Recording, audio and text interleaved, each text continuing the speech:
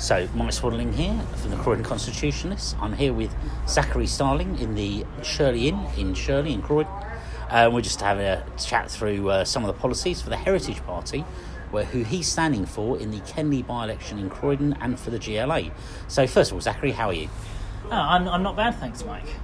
Oh, good stuff. So, thanks again. You've done a written interview with us already, but for those not familiar with you, and people can have a look at that on the website, but for those not familiar, can you briefly introduce yourself and tell us why you got involved in politics?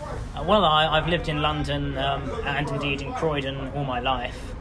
It's been instrumental in making me who I am, and I've developed a bit of a fondness for it. So yeah, I like London, I like Croydon, and I want to see it do well. But to tell you more about myself, I became aware of a kind of creeping authoritarianism as a teenager, and various laws that restricted individual freedoms but didn't really seem to serve any kind of common good. So from that I started to develop libertarian sentiments. And after school I went off to university. I was only there for 3 months. I dropped out because I hated it. I just got this feeling that there I was being forced to fit into a mould in which I was never going to fit, and individuality was being suppressed. So I gave that up and decided I could forge my own way with a self-employed freelance career. And that's all been going pretty well, and then lockdown hit. I wasn't badly affected by lockdown with my line of work, but even so, that was the catalyst for getting me involved with the Heritage Party and with politics, because it was so blatantly unscientific and immoral. I just felt I had to make a principled stand. So now I'm here in politics, and I want to protect and preserve a culture that values individuality, beauty, and intellectualism, and it's a culture that at the moment seems to be in decline. No, it's a very fair point. You say it's standing for Heritage Party, obviously a party that's to some extent got to introduce itself to people, run by David Curtin, the current GLA member and former UKIP man.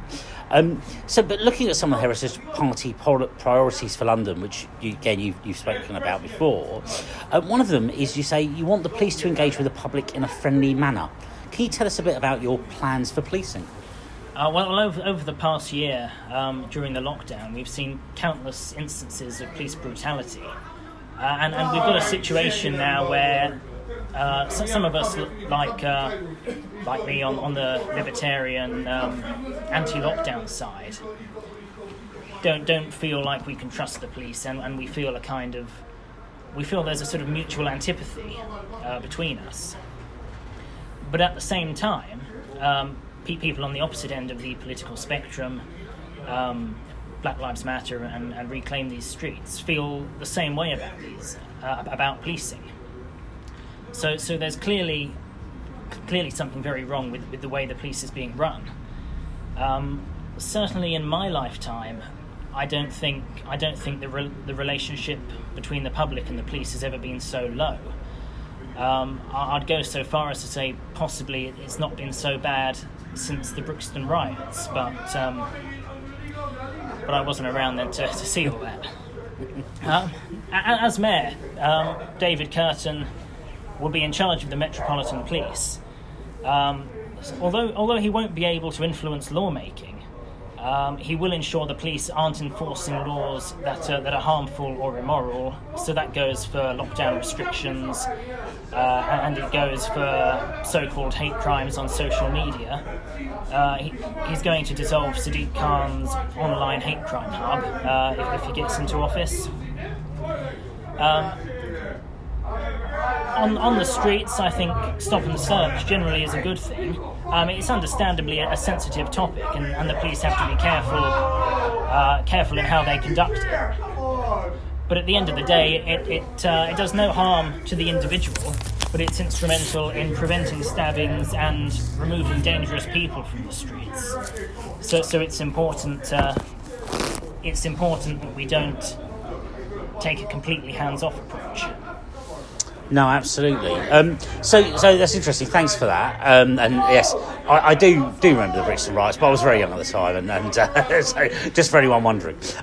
So the party are also big supporters of black cabs, and I see David's written in the recent taxis newsletter or whatever it is. So if I might ask you, what's wrong with me using my Uber app? Well, Uber is a Silicon Valley firm, and like all Silicon Valley firms, it's about the acquisition of power without any of the responsibility that ought to go with it. So to explain a bit about how Uber works, it floods the streets with empty taxis, and that's why you can always get one within 2 minutes of summoning, because they're everywhere and they're unoccupied.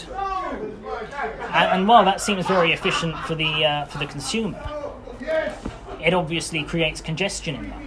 And as far as the customer is concerned, it's a bit of a false economy, because instead of standing on the curb waiting to hail a black cab, you just end up sitting inside an Uber in traffic that Uber has half created.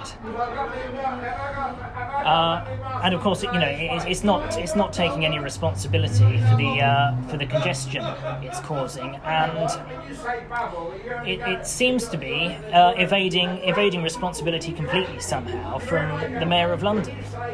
I'll give credit where credit is due. Sadiq Khan has been making the right noises about revoking Uber's licence on occasions when it's been flouting laws, which it's done at least twice. But at the same time, he's ignoring the fact that the way it operates is probably I'd say the single greatest contributor to London's congestion problem, and instead he's targeting the motorist as the enemy.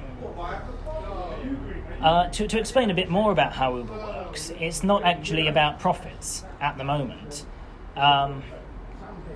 It's actually making losses every year of millions of dollars, and basically running a Ponzi scheme with investors to keep itself going. What it's about at the moment is growth, and it aims to get to the point where it can undercut competition and then establish a monopoly. And of course, when it's done that, all the laws of a monopoly will apply, and it won't have to worry about competitive pricing anymore. So that's obviously why it's the enemy as far as black cab drivers are concerned. But they're not its only competition. It's also in competition with public transport.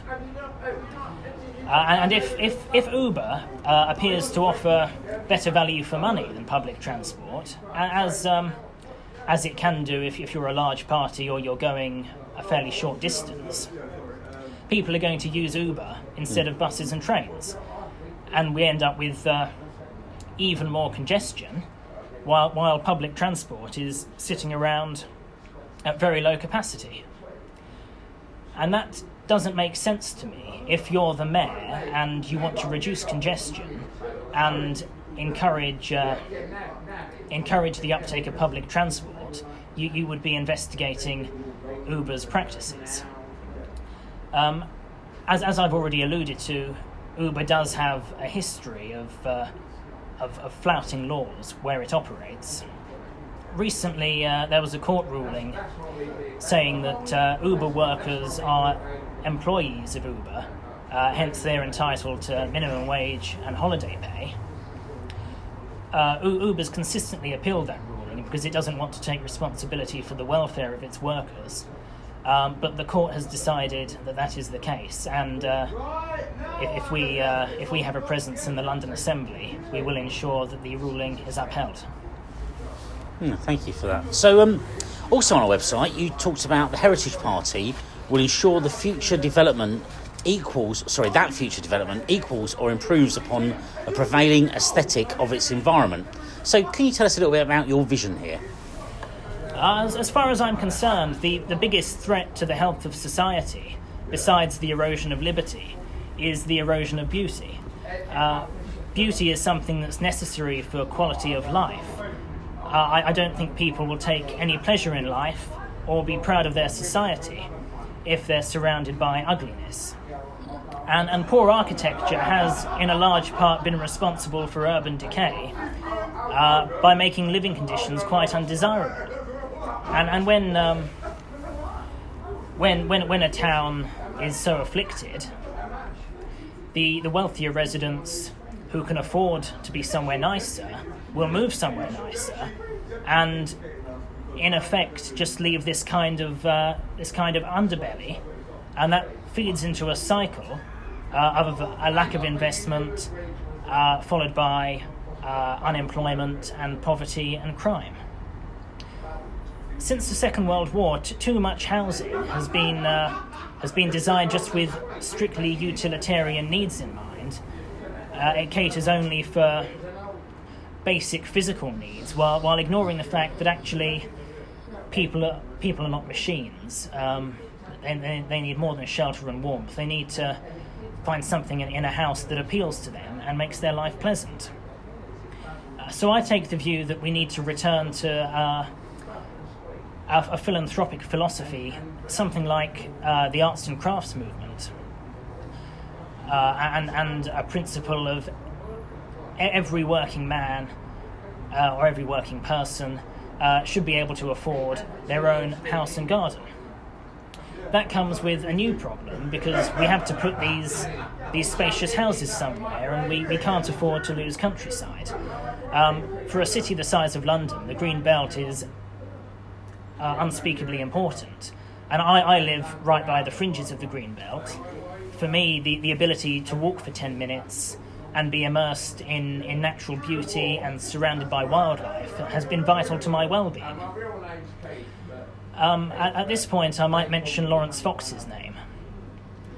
I don't want to detract from him too much in any way, because he's spot on about lockdown and freedom of speech, and I think he's a valued ally to our cause. But I don't think he realises just what damage he'd be doing if he were to go ahead with his policy of building houses on the Green Belt. I don't think he realises the importance of allowing people access to natural spaces. His claim that the Green Belt, or some of the Green Belt, just isn't that good misses the point. It wasn't designated for the reasons that national parks and areas of outstanding natural beauty were designated, because they represent something exceptional.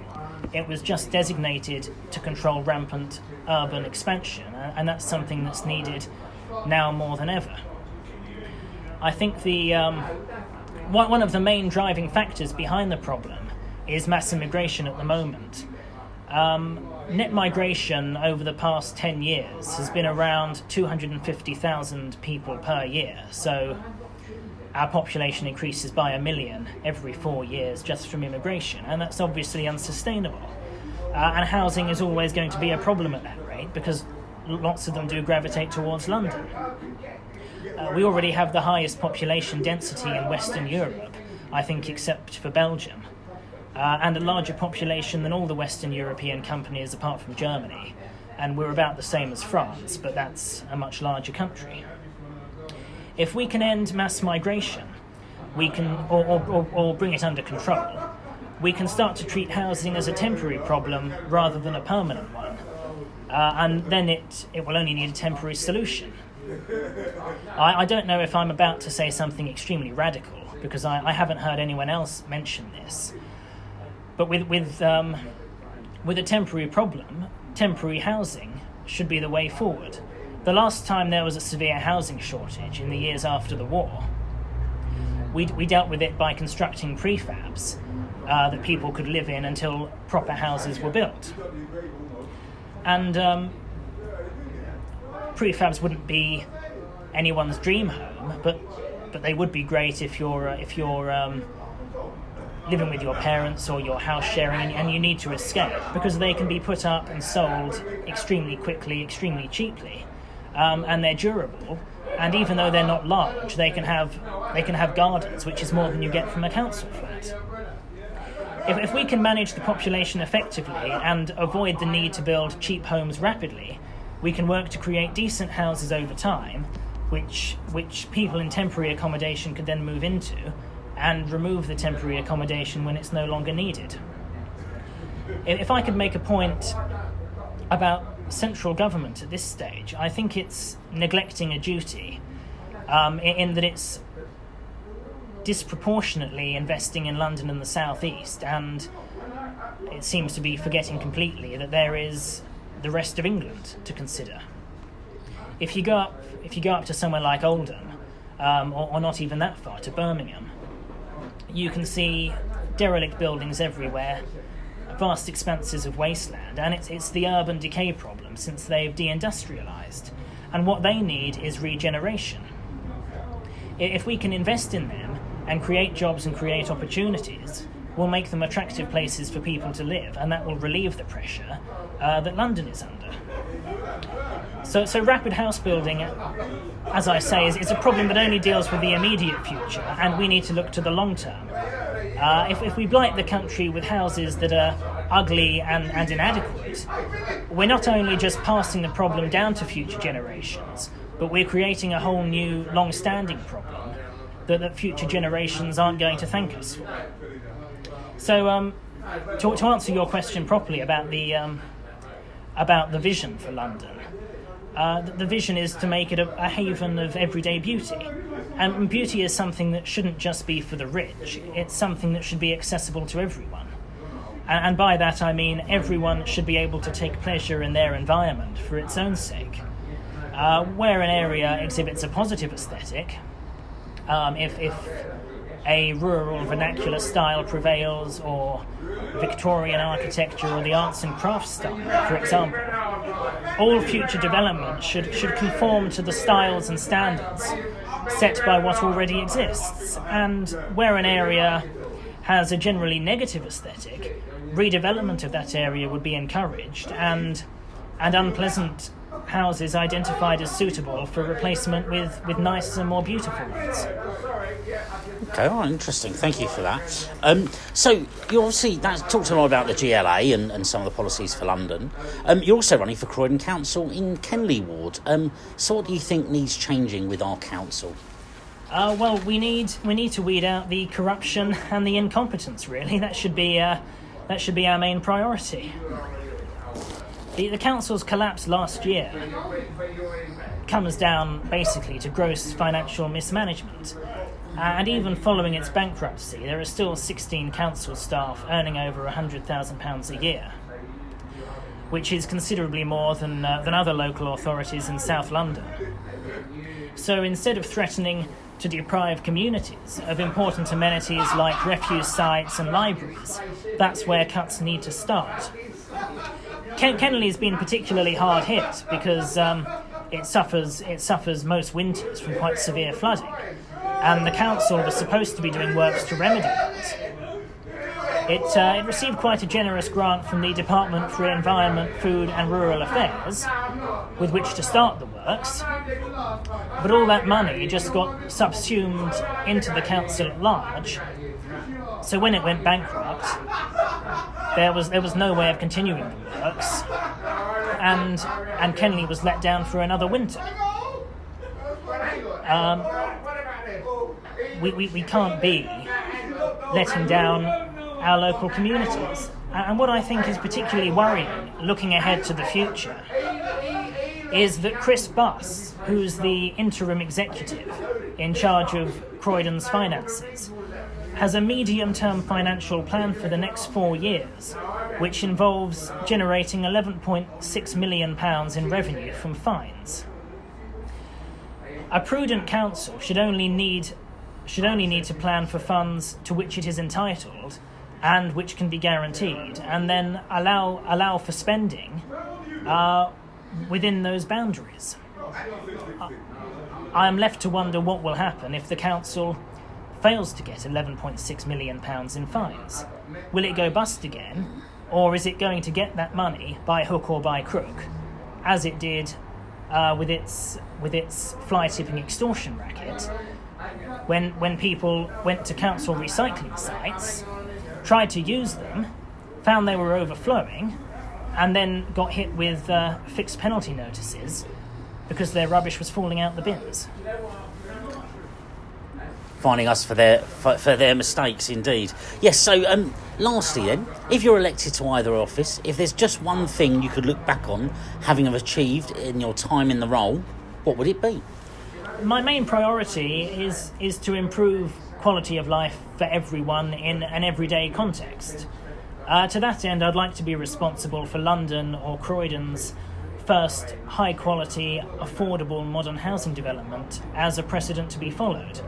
If I could utilise a brownfield site to deliver a complex of beautiful, spacious family homes with a sense of community, that's something I'd take great pride in.